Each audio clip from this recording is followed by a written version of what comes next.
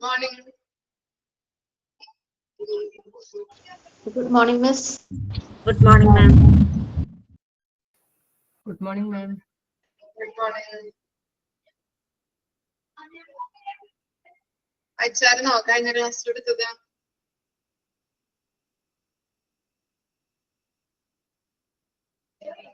Good morning. വായിച്ചു. Okay. Just ഒന്ന് ഓടിച്ചു നോക്കിയേ.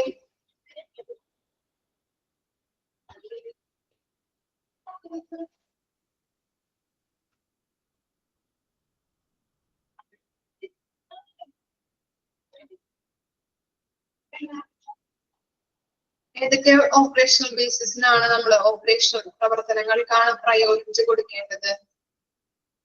പ്രയോറിറ്റി അനുസരിച്ച് നമ്മൾ കുറച്ച് പോയിന്റ്സ് പറഞ്ഞിട്ടുണ്ടായിരുന്നില്ലേ? ആർക്ക് പറയാൻ പറ്റും?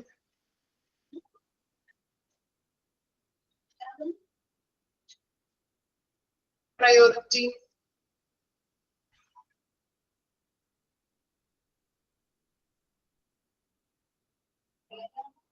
പേജ് നമ്പർ ഒന്ന് പറഞ്ഞു കൊടുത്തോളൂ കേട്ടോ. പേഷ്യന്റ് സേഫ്റ്റി എന്താണ് പ്രയോറിറ്റി എന്ന് പറഞ്ഞാല് അത് ഓപ്പറേഷണൽ ചലഞ്ചസ് ആണ് കേട്ടോ. പ്രയോറിറ്റി എന്ന് പറഞ്ഞു കഴിഞ്ഞിട്ടുണ്ടെങ്കിൽ ഇതാണ് improve optimise planning and scheduling. ആ പോയിന്റുകൾ നമ്മൾ പഠിച്ചിട്ടുണ്ടായിരുന്നില്ലേ? കുറച്ചധികം പോയിന്റ്സ് ഉണ്ടായിരുന്നു. ഓക്കെ, അതാണ് പ്രയോറിറ്റി ബേസിൽ മുൻഗണന കൊടുത്ത് നമ്മള് കൊടുക്കേണ്ട കാര്യങ്ങൾ. ചില പ്രവർത്തനങ്ങളില് ബെഡ് മാനേജ്മെന്റ് ഉണ്ടായിരുന്നു. പിന്നെ ഒന്ന് ഓർത്ത് നോക്കി, ജസ്റ്റ് ചെറിയ ചെറിയ പോയിന്റ്സ് ആണല്ലോ.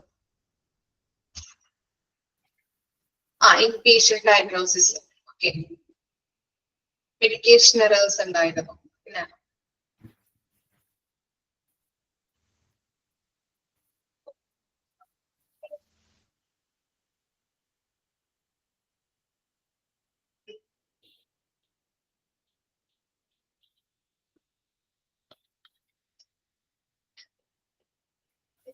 waste and fraud abuse, improve efficient process.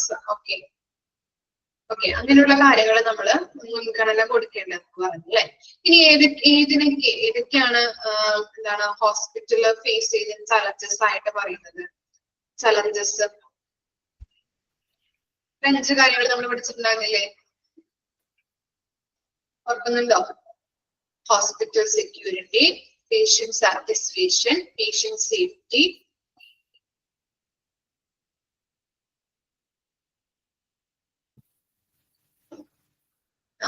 പിന്നെ എന്തൊക്കെയാണ്? ഫിനാൻഷ്യൽ ചലഞ്ചസ് പിന്നുണ്ടായിരുന്നല്ലോ ഒരെണ്ണം കൂടി. ഹോസ്പിറ്റൽ സെക്യൂരിറ്റി, ഓക്കെ, പിന്നെ റെഗുലേഷൻ സ്റ്റാൻഡേർഡ്സ് അല്ലെ, റെഗുലേറ്ററി സ്റ്റാൻഡേർഡ്സ്. ഓക്കെ, അപ്പൊ ഇത്തരം കാര്യങ്ങളാണ് ഹോസ്പിറ്റൽ ഫേസ് ചെയ്യുന്ന ചലഞ്ചസ് ആയിട്ട് പറയുന്നത്. ഇനി നമ്മൾ പഠിച്ചത് ബെനഫിറ്റ്സ് ആണ് അല്ലെ. 2 കാര്യങ്ങൾ നമ്മൾ പറഞ്ഞിട്ടുണ്ടായിരുന്നു. ഏതാണ്? ബെറ്റർ ക്ലയന്റ് എക്സ്പീരിയൻസും improve bottom line and competitive edge. Okay, better client experience നമ്മൾ എന്തൊക്കെയാ പഠിച്ചത്?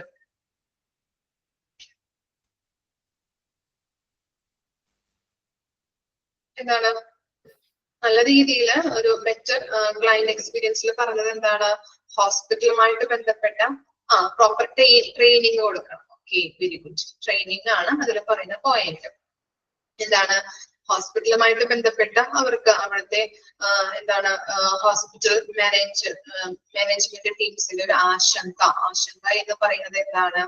നല്ല രീതിയിൽ ഒരു എന്താണ് എഫിഷ്യന്റ് ആയിട്ടുള്ള ഹോസ്പിറ്റൽ മാനേജ്മെന്റ് നമ്മൾ എന്ത് ചെയ്യണം എന്നുള്ളതാണ് കേട്ടോ. അതുപോലെ തന്നെ ബെറ്റർ ക്ലയന്റ് എക്സ്പീരിയൻസ് എന്ന് പറയുന്നത് പ്രോപ്പർ ആയിട്ട് അതിലെ മെയിൻ ആയിട്ടുള്ള പോയിന്റ് എന്ന് പറഞ്ഞാൽ എന്താണ്? അവർക്ക് നല്ല രീതിയിൽ അവിടെ വർക്ക് ചെയ്യുന്ന സ്റ്റാഫുകൾക്ക് പ്രോപ്പർ ടൂൾസ് അല്ലെ, ട്രെയിനിങ് പ്രൊവൈഡ് ചെയ്യാം. ഓക്കെ, അതുപോലെ തന്നെ എല്ലാ കസ്റ്റമേഴ്സും എക്സ്പെക്ട് ചെയ്യുന്നത് ഹോസ്പിറ്റലിൽ ചെയ്യുമ്പോൾ നല്ല രീതിയിലുള്ള ഒരു കസ്റ്റമർ സർവീസ് ആണ് അല്ലെ. ഏറ്റവും നല്ല രീതിയിലുള്ള കസ്റ്റമർ സർവീസ് ആണ് ഏതൊരു ബിസിനസ് ആയാലും ഏതൊരു ഹോസ്പിറ്റൽ ആയാലും അവിടെ ചെല്ലുമ്പോഴും അവർ പ്രൊവൈഡ് ചെയ്യുന്നത് നല്ലൊരു കസ്റ്റമർ സർവീസ് ആണ്. അതിന് എന്ത് വേണം? എന്താണ് വേണ്ടത്? പ്രോപ്പർ ആയിട്ടുള്ള ട്രെയിനിങ് അവിടുത്തെ വർക്ക് ചെയ്യുന്ന ആളുകൾക്ക് കൊടുക്കുക. അപ്പോ അതുവഴി എന്താണ് നല്ല രീതിയിൽ കസ്റ്റമർ ഇന്ററാക്ഷൻ ഉണ്ടാവും, അതുപോലെ അവരുടെ വർക്ക് നല്ല രീതിയിൽ കംപ്ലീറ്റ് ആക്കാൻ പറ്റും അല്ലെ, നല്ല രീതിയിലുള്ള കമ്മ്യൂണിക്കേഷന്, അതുപോലെ നല്ല രീതിയിൽ അവർക്ക് ഷെഡ്യൂൾ ചെയ്യാനായിട്ടൊക്കെ, അതുപോലെ തന്നെ ഇങ്ങനെയുള്ളൊരു ഡാറ്റ ട്രാക്കിങ് ഇതൊക്കെ ഈസി ആക്കാനായിട്ട് അവർക്ക് ഹെൽപ്പ് ചെയ്യുന്നുണ്ട്. ഇത്തരം കാര്യങ്ങളാണ് ബെറ്റർ ക്ലയന്റ് എക്സ്പീരിയൻസിൽ പറഞ്ഞത് കേട്ടോ. ഇനി എന്താണ് പറയുന്നത്, improve bottom line and competitive edge. Okay, നല്ല രീതിയിലൊരു അവിടെ പറഞ്ഞ മെയിൻ പോയിന്റ് എന്തായിരുന്നു? മെയിൻ പോയിന്റ് പ്രോഫിറ്റ് ഉണ്ടാക്കാനായിട്ട് പറ്റും അല്ലെ. എന്തിലൂടെയാണ്? അവർക്ക് ഒരു എന്താണ് ഒരു എന്താ ഫിനാൻഷ്യൽ ആയിട്ടുള്ള കാര്യങ്ങൾ അല്ലെ, പല രീതിയിലെ പ്രവർത്തനങ്ങൾ എക്സലന്റ് ആകണം എന്നുണ്ടെങ്കിൽ അവർക്ക് എന്ത് വേണം? കൺസേൺ അല്ലെങ്കിൽ ഓർഗനൈസേഷൻ എന്ന് പറയുന്നത് നല്ല രീതിയിലുള്ള പ്രോഫിറ്റബിൾ ആയിരിക്കണം അല്ലെ, സ്റ്റേബിൾ ആയിരിക്കണം, അതുപോലെ തന്നെ പ്രോഫിറ്റബിൾ ആവാം, അതുപോലെ തന്നെ അവിടുത്തെ കസ്റ്റമേഴ്സിനെ അട്രാക്ട് ചെയ്യിപ്പിക്കാൻ വേണ്ടിയിട്ടുള്ള സ്ട്രാറ്റജീസും ഉയർത്തിക്കൊണ്ടുവരാം. ഓക്കെ, ഇത്തരം കാര്യങ്ങളാണ് നമ്മൾ പഠിച്ചത്. ഇനി മൂന്നാമത്തെ പോയിന്റ് നമുക്ക് നോക്കാം, automating and simplifying recurring task. Okay, automating and or simplifying recurring task. Okay, നമുക്ക് നോക്കാം, identify points in the administrative process that require manual work like calling to confirm patient appointments, and identify a simpler, more automated and less error-prone method like an automated appointment remind system. This frees up time for tasks that are more important to the customer and the bottom line. അപ്പൊ എന്താ പറയുന്നത്, identify points in the administrative process that require manual work. എന്ത് ചെയ്യണം? ഈ manual work എന്ന് പറഞ്ഞാൽ എന്താണ്? Manual work എന്ന് പറഞ്ഞാൽ എന്തായിരിക്കും? എന്താണ് മാനുവൽ വർക്ക് എന്ന് പറഞ്ഞാല്? പറഞ്ഞോളൂ.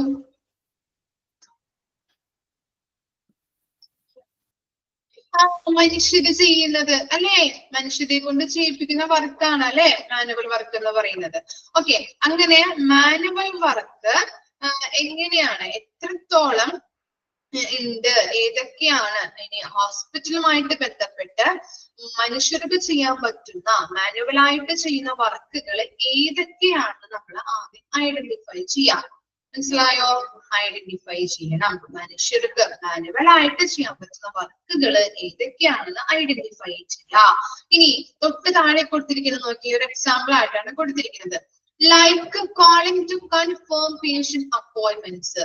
ഇതെന്താണ്? നമുക്ക് മെഷീനെ കൊണ്ട് ചെയ്യിപ്പിക്കാൻ പറ്റുമോ ഈ കോള് ചെയ്യുന്നതൊക്കെ? മനുഷ്യർക്കാണോ അല്ലെങ്കിൽ മെഷീർക്ക്? അല്ല, ചെയ്യാൻ പറ്റില്ല അല്ലെ, മെഷീനെ കൊണ്ട് നമുക്ക് ചെയ്യിപ്പിക്കാൻ പറ്റില്ല. മനുഷ്യർക്കാണ് ആ അപ്പോയിന്റ്മെന്റ് അല്ലെ, അവരെ കോൾ ചെയ്ത് അപ്പോയിന്റ്മെന്റ് എടുക്കുന്നത് അല്ലെ, മനുഷ്യർക്ക് ചെയ്യാൻ പറ്റുന്ന ഒരു വർക്കാണ് അല്ലെ. ഓക്കെ, അപ്പൊ ആദ്യം എന്ത് ചെയ്യണം? മാനുവൽ വർക്ക് എന്തൊക്കെയാണ്, മനുഷ്യനെ കൊണ്ട് ചെയ്യിപ്പിക്കാൻ പറ്റുന്ന വർക്കുകൾ എന്തൊക്കെയാണെന്ന് ഐഡന്റിഫൈ ചെയ്യാം. അതാണ് ഒരു എക്സാമ്പിൾ ആയിട്ട് അവിടെ കൊടുത്തിരിക്കുന്നത്, calling to confirm patient appointments. ഇതൊക്കെ എന്താണ്? മനുഷ്യന് മാത്രം ചെയ്യാൻ പറ്റുന്ന ഒരു ഇതാണ് അല്ലെ, അതുപോലെ തന്നെ ജോലിയാണ്, ഈ മെഷീനെ കൊണ്ടൊന്നും ചെയ്യിപ്പിക്കാൻ പറ്റുന്ന ജോലിയല്ല. Okay, and identify a simpler, more automated and less error-prone method like an automated appointment reminder system. ഇനി എന്ത് ചെയ്യണം? ഇങ്ങനെയുള്ള പേഷ്യന്റ് അപ്പോയിന്റ്മെന്റുകൾ ഓട്ടോമാറ്റിക് ആക്കാം. മനസ്സിലായോ? ഓട്ടോമാറ്റിക് എന്ന് പറഞ്ഞാൽ എന്താണ്? ഓട്ടോമാറ്റിക് സിസ്റ്റത്തിലോട്ട് ആക്കണം, സോഫ്റ്റ്വെയർ സിസ്റ്റം ആക്കണോ അല്ലെ? ഇല്ലേ, നമ്മൾ പഠിച്ചിട്ടുണ്ടല്ലേ HIS-ലൊക്കെ, ഓർക്കുന്നുണ്ടോ?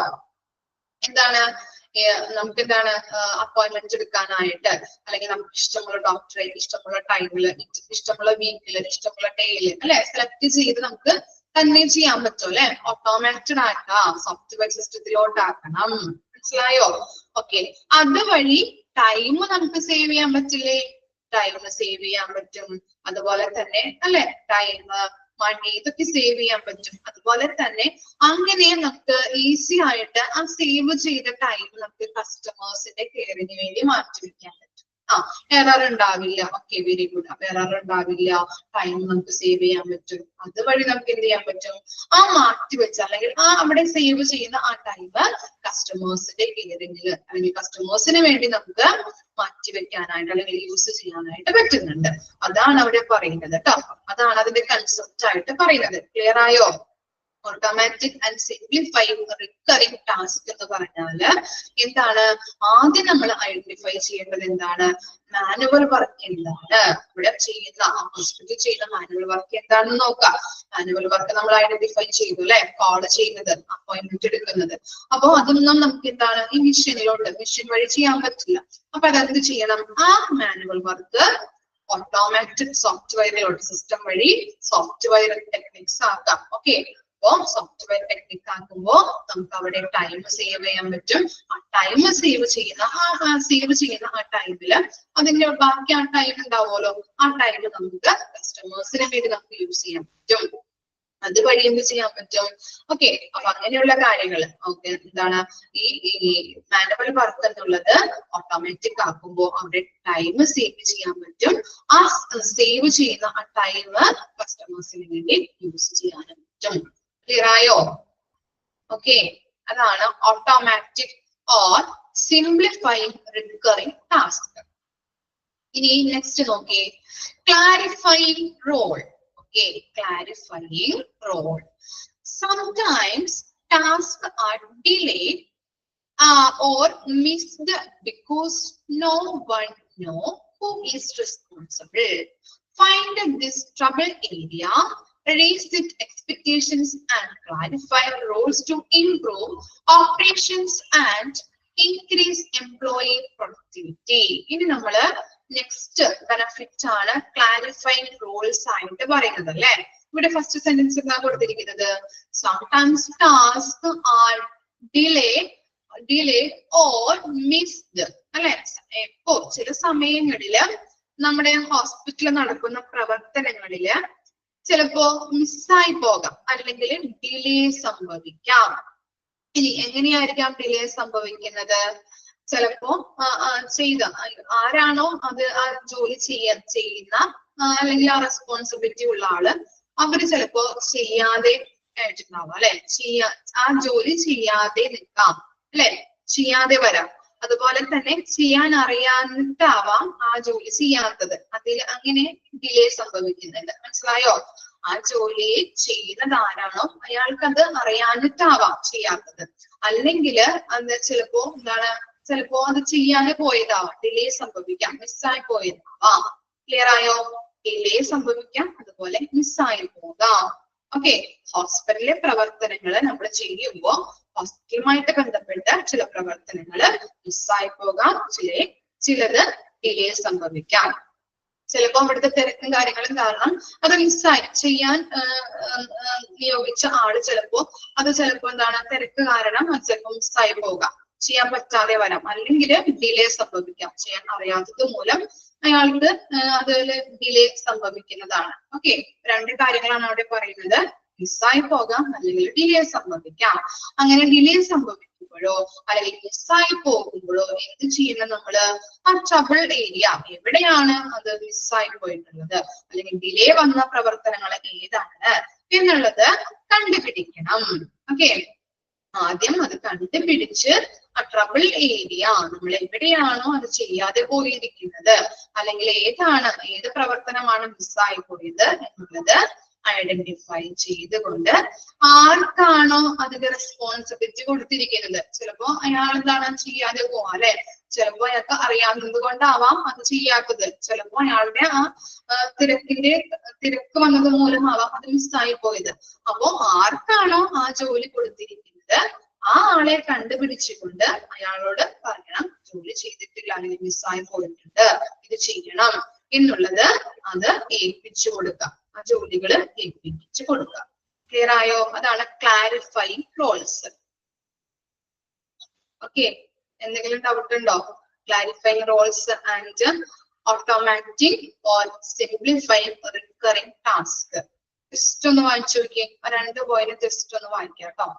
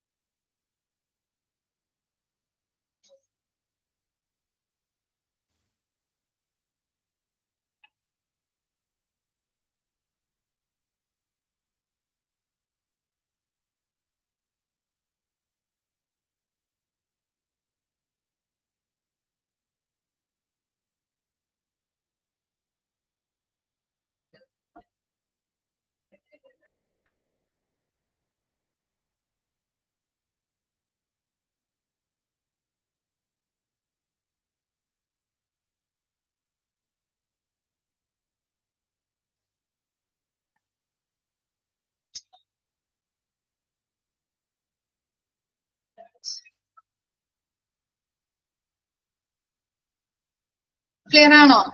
ഓക്കെ.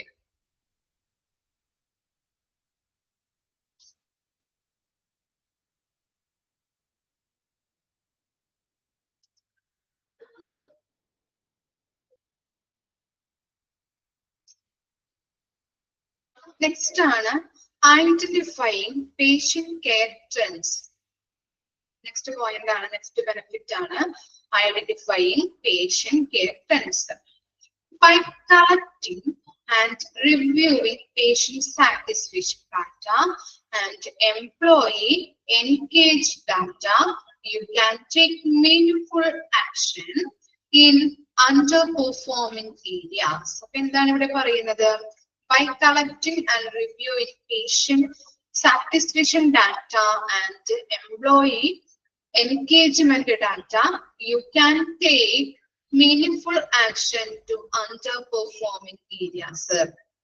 എന്താണ് ഈ പേഷ്യന്റ് സാറ്റിസ്ഫാക്ഷൻ ഡാറ്റ, അതിലൂടെയും പേഷ്യന്റ് സാറ്റിസ്ഫാക്ഷൻ ഡാറ്റയിലൂടെയും എംപ്ലോയി എൻഗേജ്മെന്റ് ഡാറ്റയിലൂടെയും ഈ രണ്ട് ഡാറ്റകളും റിവ്യൂ ചെയ്തുകൊണ്ട്, അവലോകനം ചെയ്തുകൊണ്ട് നമ്മള് എന്താണ് ഇവിടെ മനസ്സിലാക്കുന്നത്? ഇംപ്രൂവ് ചെയ്യേണ്ട ഏരിയാസ് ഏതൊക്കെയാണെന്ന് നമുക്ക് ഐഡന്റിഫൈ ചെയ്യാൻ പറ്റും.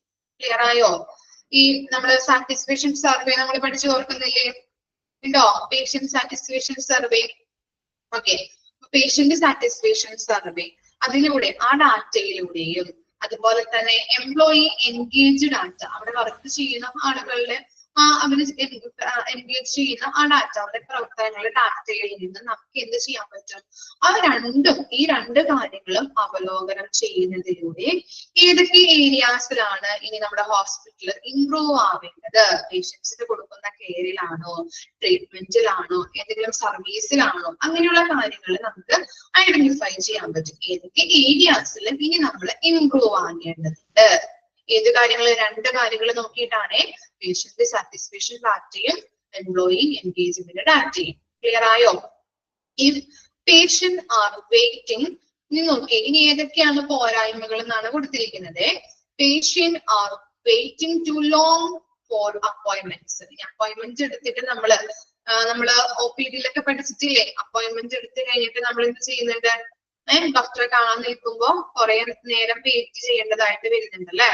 അപ്പൊ അവിടെ പറയും എന്താണ്, അപ്പോയിന്റ്മെന്റ് എടുക്കാത്ത ആളുകൾ ഇവരൊന്ന് കയറട്ടെ, എന്നിട്ട് നിങ്ങൾ കയറാട്ടോ, നിങ്ങൾ വൈകിയല്ലേ വന്നത്, ഒരു 5 മിനിറ്റ് കഴിഞ്ഞിട്ട് അല്ലെങ്കിൽ 2 മിനിറ്റ് ഇവരൊന്ന് കയറി കഴിഞ്ഞിട്ട് നിങ്ങൾക്ക് കയറാം. നമ്മൾ ചിലപ്പോ അപ്പോയിന്റ്മെന്റ് എടുത്തിട്ട് വന്നവരാകാം അല്ലെ? ഇല്ലേ? അങ്ങനെ സംഭവിക്കാറുണ്ട്. അതുപോലെ find way to optimise the scheduling and book process. ഇനി എന്താ പറയുന്നത്, ഷെഡ്യൂളിങ്ങിന്റെ ഏതെങ്കിലും എന്താണ് നമ്മൾ അപ്പോയിന്റ്മെന്റ് സിസ്റ്റവുമായിട്ട് ബന്ധപ്പെട്ട് ഷെഡ്യൂൾ ചെയ്യുമ്പോൾ വരുന്ന കാര്യങ്ങൾ, അതുമായിട്ട് ബന്ധപ്പെട്ട് നമുക്ക് ചില പോരായ്മകൾ, ഹോസ്പിറ്റലുമായിട്ട് ബന്ധപ്പെട്ട് ചില പോരായ്മകൾ ഉണ്ടാവാറുണ്ട്. അപ്പോ ഇങ്ങനെയുള്ള പോരായ്മകൾ അപ്പോയിന്റ്മെന്റ് എടുക്കുന്നതിലൂടെയും ഷെഡ്യൂൾ ചെയ്യുന്നതിലൂടെയൊക്കെ ചില പോരായ്മകൾ ഹോസ്പിറ്റലിൽ വരാറുണ്ട്. If employees are frustrated to long hours, ഇല്ലേ, എംപ്ലോയീസ് എന്ത് ചെയ്യാറുണ്ട്, ഈ കുറേ അവർക്ക് വർക്ക് വരുമ്പോൾ, നമുക്കറിയാം ഹോസ്പിറ്റലിലെ വർക്ക് എന്ന് പറഞ്ഞാല് എന്താണ്, കാലത്ത് തുടങ്ങി വൈകുന്നേരം വരെ നമുക്കൊന്നും ഇരിക്കാൻ പറ്റില്ല അല്ലെ, ഇല്ലേ, ഇരിക്കാൻ പറ്റില്ല. ഇനി ഇരിക്കുന്നത് കണ്ടു കഴിഞ്ഞിട്ടുണ്ടെങ്കിൽ എന്ത് ചെയ്യും, അവിടെ ആളുകളില്ല അല്ലെങ്കിൽ ആ ഡിപ്പാർട്ട്മെന്റിൽ ഇല്ല, ഒന്ന് ജസ്റ്റ് ഒന്ന് നോക്കാൻ പറയും അല്ലെ നമ്മളോട്, നടക്കുന്ന കാര്യങ്ങളാണ് കേട്ടോ. ഓക്കെ, അപ്പൊ ഹോസ്പിറ്റലില് ബേസ് ചെയ്ത ചിലപ്പോ ആളുകളൊക്കെ അല്ലെങ്കിൽ ജോലിക്ക് കയറിയ ആളുകളൊക്കെ ഉണ്ടെങ്കിൽ അവർക്ക് അറിയാൻ പറ്റും. ഇപ്പോ എന്താണ് 15 ഒരു കുട്ടി പറഞ്ഞു, ഒരു എക്സ്പീരിയൻസിന് വേണ്ടിയിട്ട് കയറിയിട്ടുണ്ടായിരുന്നു. അപ്പോ 1 വീക്ക് ആയിട്ടുള്ളൂ. അപ്പോ പറയണേന് എന്തെങ്കിലും ജസ്റ്റ് ഒന്നും നമുക്ക് ഇരിക്കാൻ പറ്റില്ല, സാലറി ഒന്നുമില്ല, എക്സ്പീരിയൻസിന് വേണ്ടി മാത്രം കയറിയതാണ് കേട്ടോ, സാലറി ഒന്നുമില്ല, പക്ഷെ എന്നാലും നമ്മൾ ജസ്റ്റ് ഒന്നും ഇരിക്കാൻ പറ്റില്ല, ഇരിക്കുന്നത് കണ്ടു കഴിഞ്ഞിട്ടുണ്ടെങ്കിൽ അപ്പൊ ആരെങ്കിലും ഒന്ന് പറയും ആ ഡിപ്പാർട്ട്മെന്റിലാണില്ല അല്ലെങ്കിൽ ക്യാഷ്വാലിറ്റിയിലാണില്ല, ജസ്റ്റ് ഒന്ന് ചെയ്ത് നോക്കോ ചോദിക്കുമെന്ന്. അപ്പൊ നമുക്ക് എന്താണ് റെസ്റ്റ് ഇല്ലാത്തൊരു ജോബ് എന്ന് പറയാൻ പറ്റും നമ്മുടെ ഹോസ്പിറ്റലുമായിട്ട് ബന്ധപ്പെട്ടത്. അപ്പൊ അങ്ങനെ എംപ്ലോയീസ് നല്ല രീതിയിൽ ഫ്രസ്ട്രേറ്റഡ് ആയി നിൽക്കുന്ന ആ ലോങ് അവേഴ്സ്, കുറെ നേരം അവരുടെ വർക്കിൽ കുറെ എന്താണ് നമുക്ക് ഭ്രാന്ത് പിടിക്കാം, അങ്ങനത്തെ ഒരു സിറ്റുവേഷൻ ആവും അല്ലെ. എന്താണ് ഭയങ്കര കുറെ കാര്യങ്ങൾ ഇങ്ങനെ ചെയ്യുമ്പോൾ അല്ലെങ്കിൽ കുറെ നേരം നമ്മളിങ്ങനെ ഫ്രസ്ട്രേറ്റഡ് ആയി നിൽക്കുന്ന സമയത്ത് ഈ എംപ്ലോയീസിന്റെ കാര്യമാണ് പറയുന്നത്. അപ്പൊ അങ്ങനെ നിൽക്കുന്ന സമയത്ത് എന്ത് ചെയ്യണം, look at the opportunities to better manage schedule or bring in qualified temporary workers.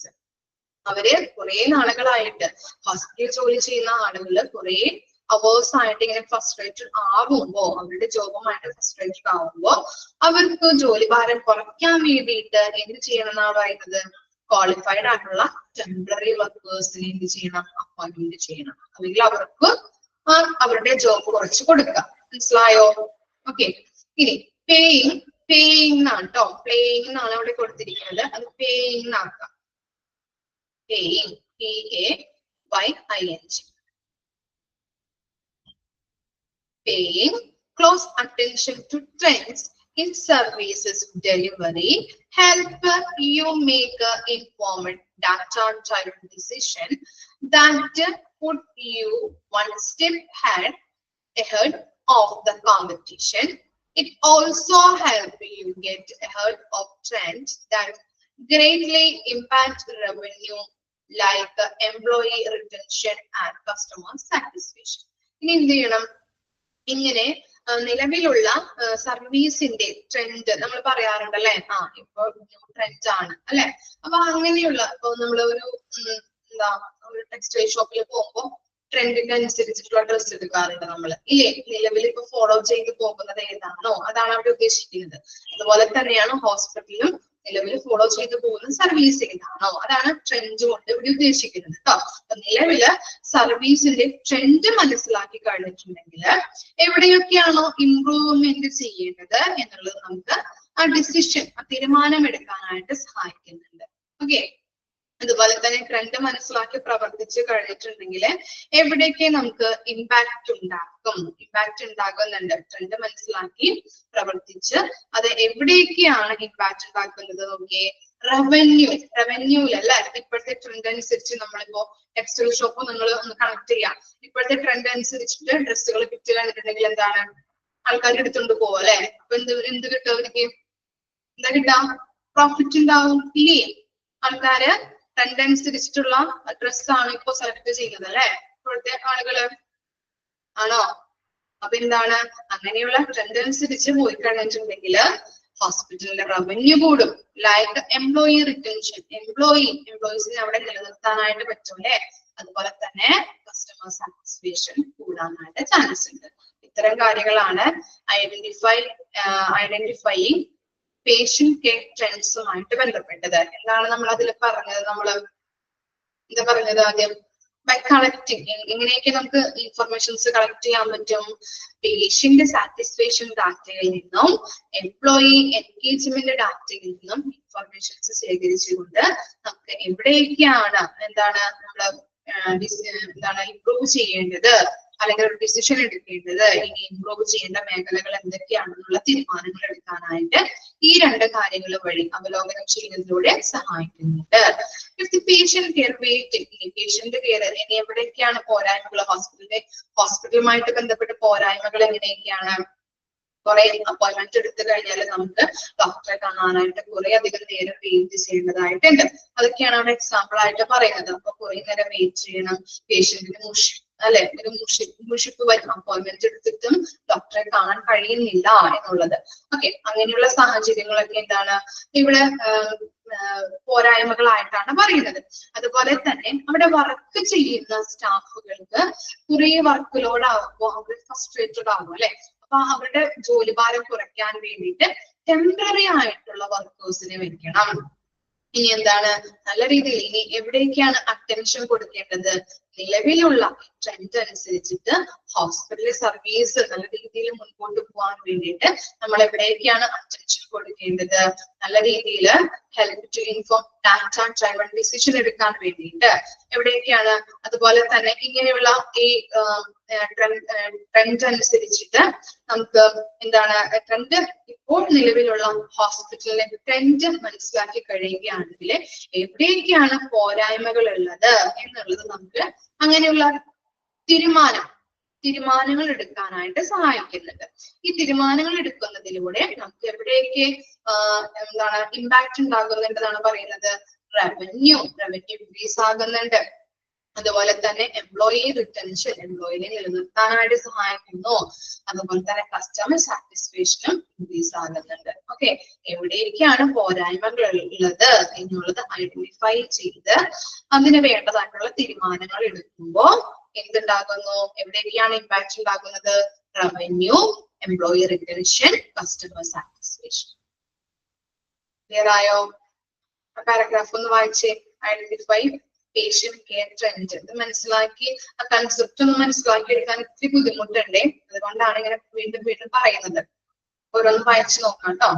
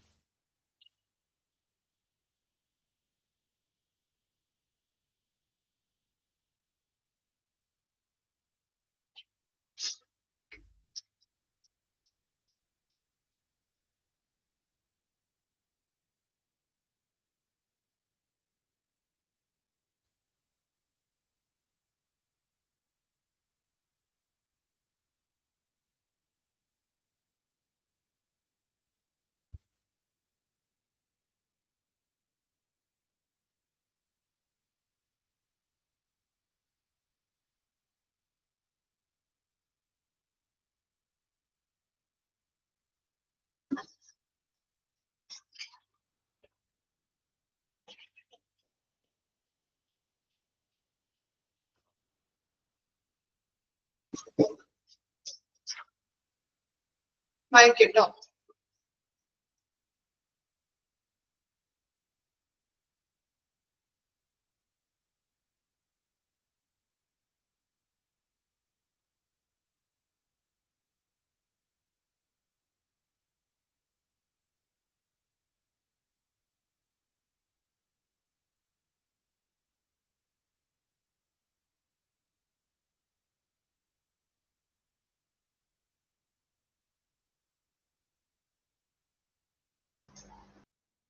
Clear ആയോ? Identifying patient care trends.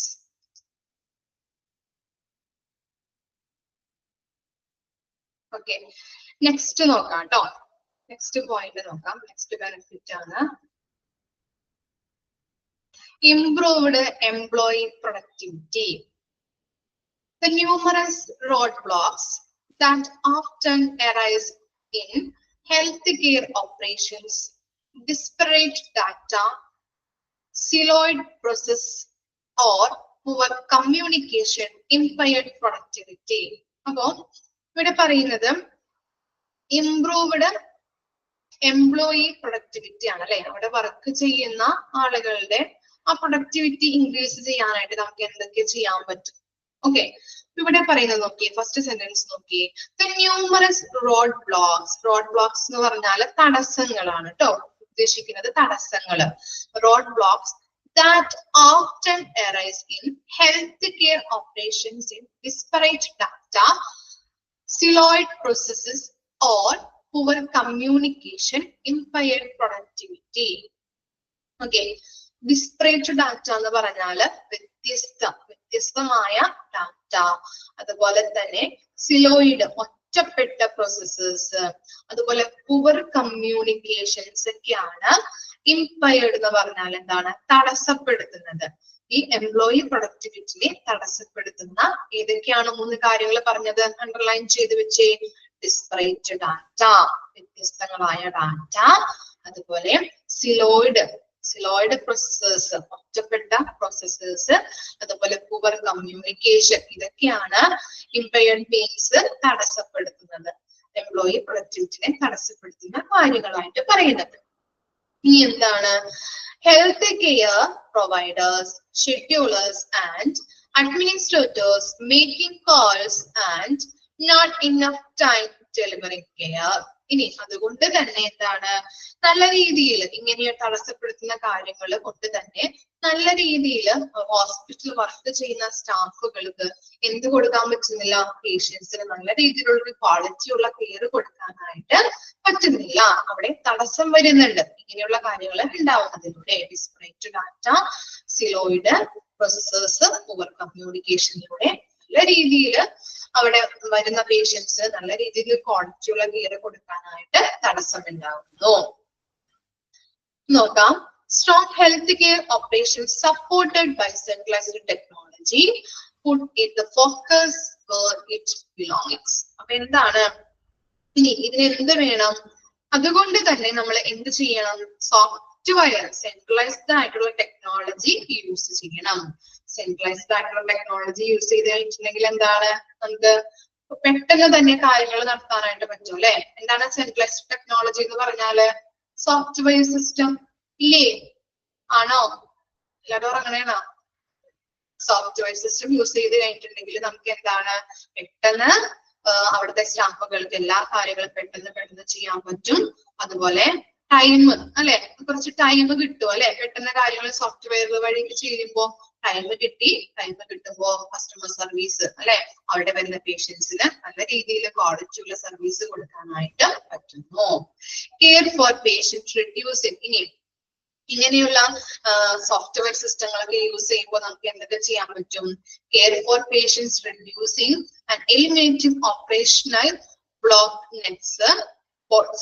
bottlenecks, make for more productive doctors, nurse, home health providers, lab technicians and other staff members.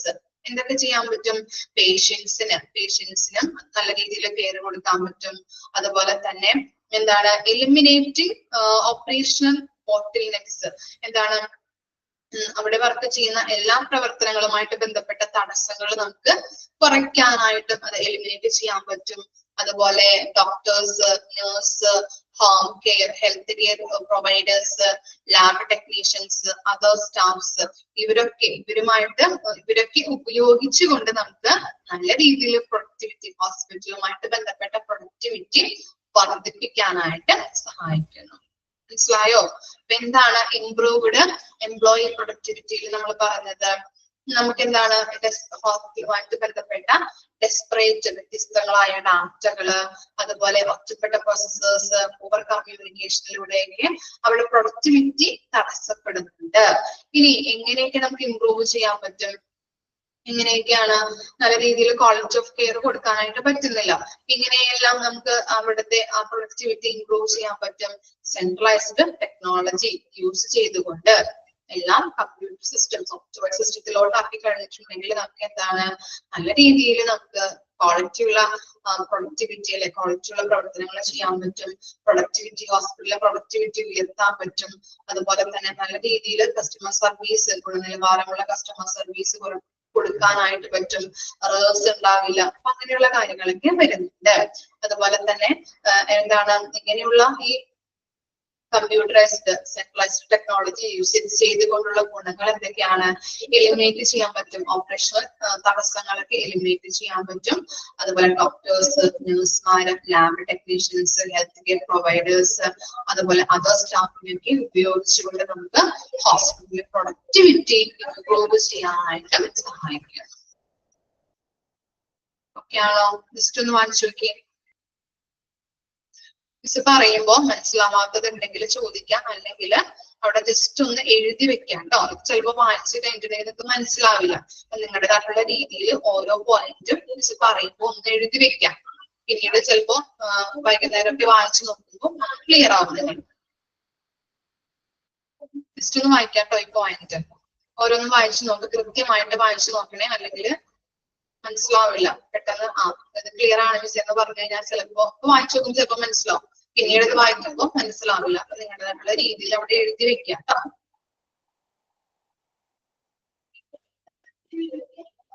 ഇതിനു വേണ്ടിയിട്ടാണ് miss സമയം തരുന്നത്. Just ഒന്ന് വായിച്ചു നോക്കുക.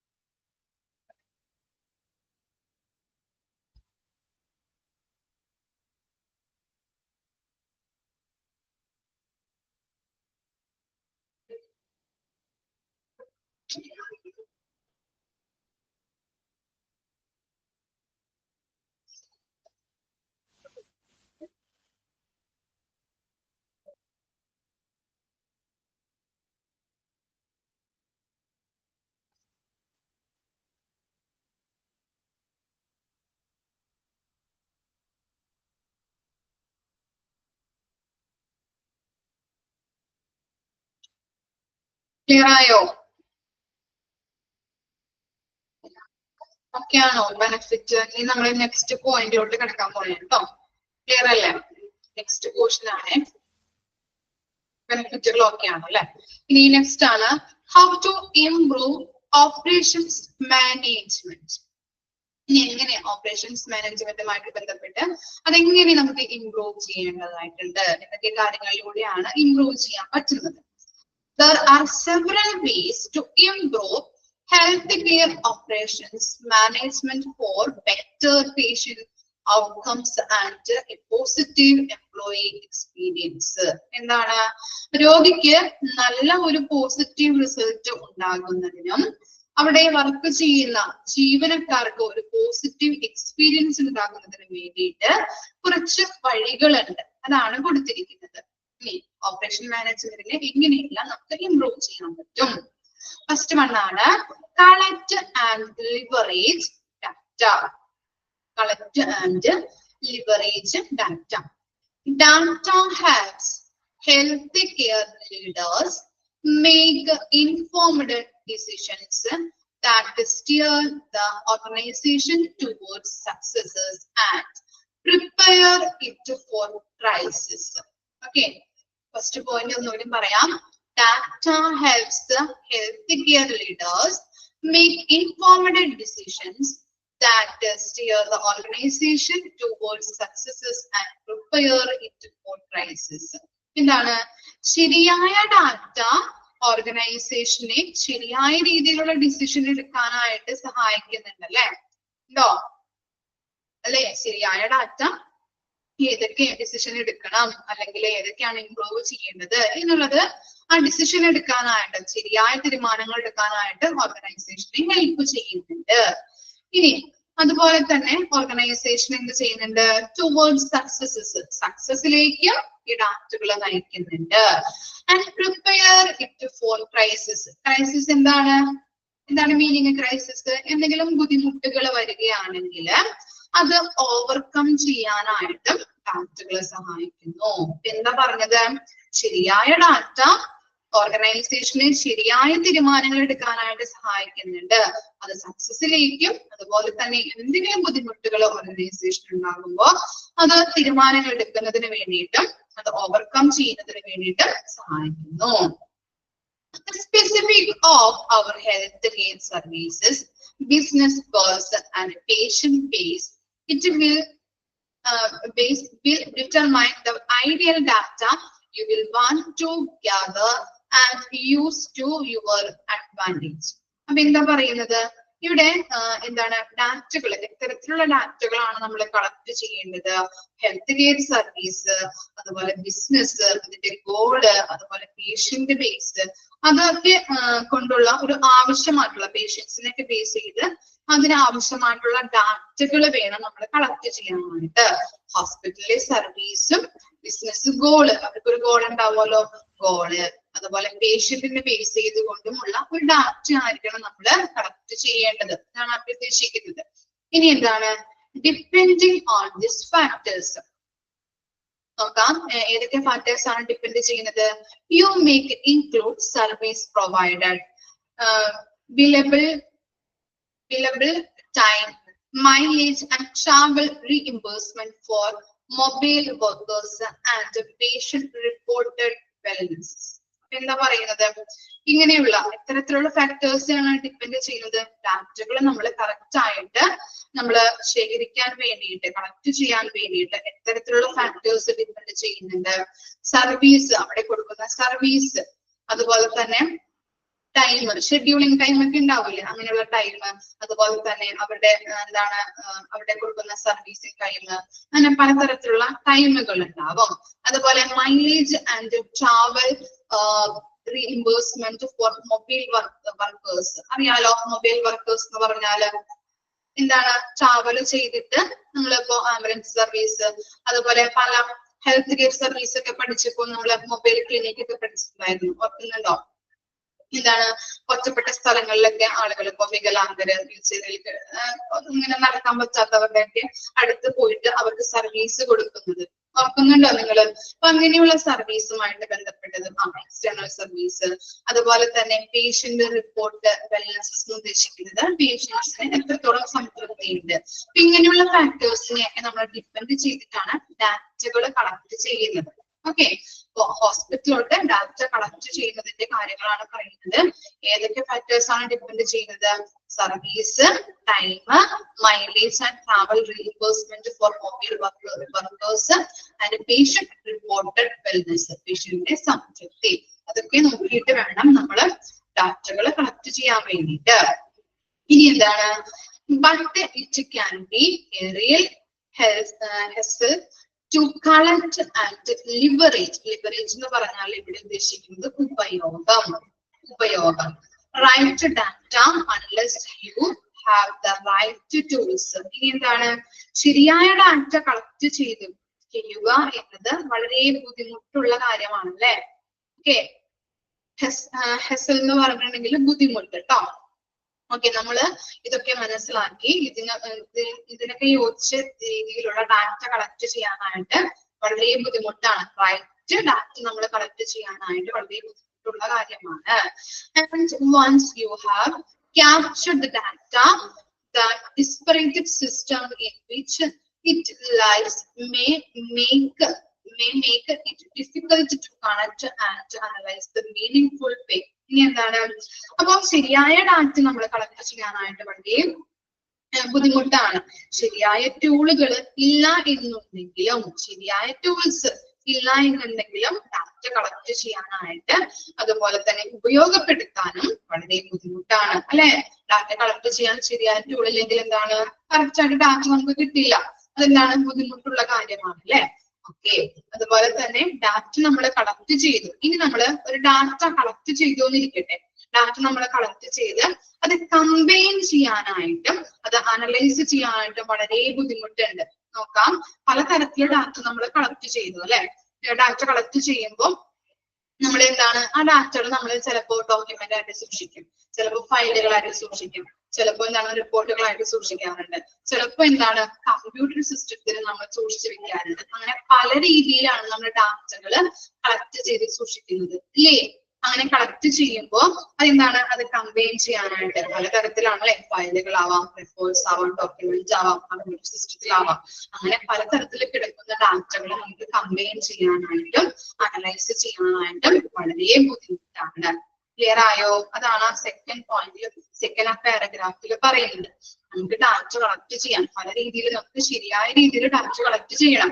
അങ്ങനെ collect ചെയ്യാൻ പറ്റില്ല എന്നുണ്ടെങ്കിൽ പല രീതിയിലാണ് ഡാറ്റകൾ നമ്മൾ കളക്ട് ചെയ്യുന്നത്. ചിലപ്പോ റിപ്പോർട്ടായിട്ട് വെക്കും, ചിലപ്പോൾ കമ്പ്യൂട്ടർ സിസ്റ്റത്തിൽ വെക്കും, ചിലപ്പോൾ ഡോക്യുമെന്റ്സ് ആയിട്ട് വെക്കും അല്ലെ? പലതരത്തിൽ നമ്മൾ ഡാറ്റകൾ കളക്ട് ചെയ്യുമ്പോൾ അത് അനലൈസ് ചെയ്യാനും അത് കമ്പൈൻ ചെയ്യാനായിട്ട് വളരെ ബുദ്ധിമുട്ടാണ്.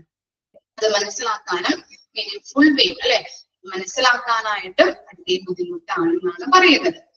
With the right technology, however, you can simplify the process and add value to your business in one fell swoop.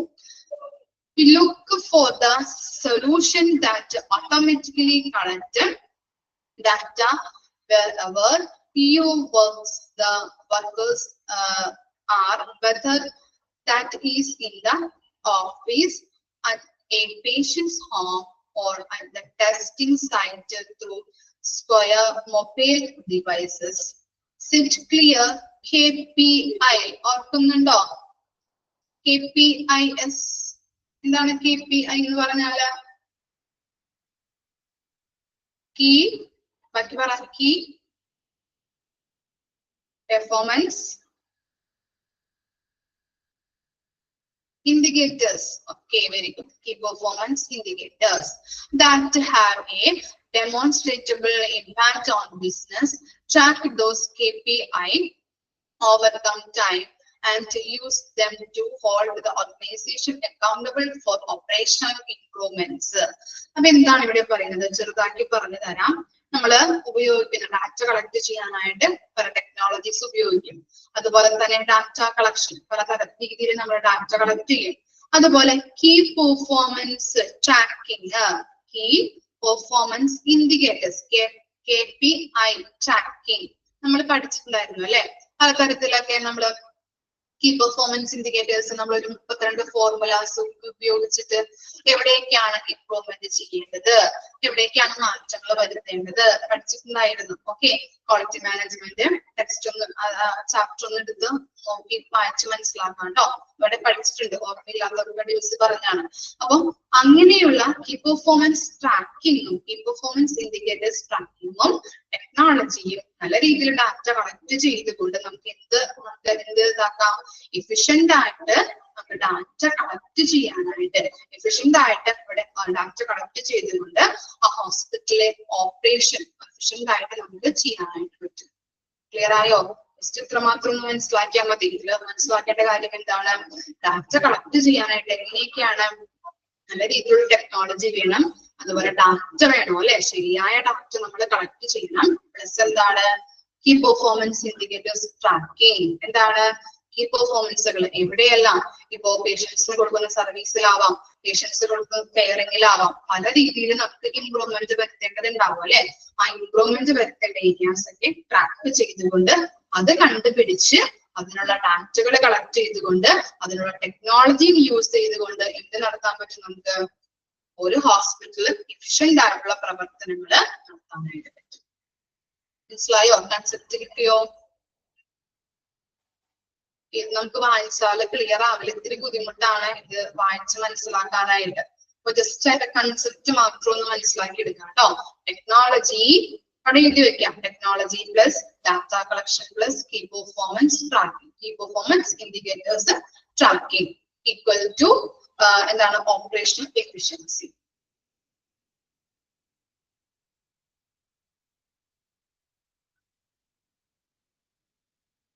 കിട്ടിയോ? ഒന്നും കൂടി പറയാം. Technology plus data collection plus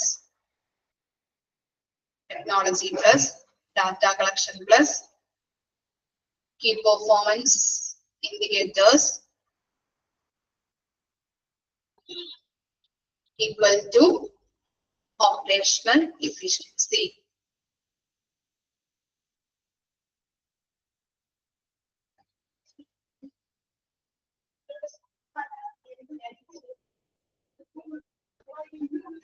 Technology plus data collection plus key performance indicators tracking equal to operational efficiency. Okay അല്ലേ?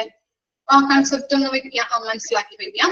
Collect and leverage data എന്ന് പറഞ്ഞാല് ശരിയായ ഡാറ്റകൾ നമ്മൾ collect ചെയ്യണം, ശരിയായ മെത്തേഡിലൂടെ അല്ലെ.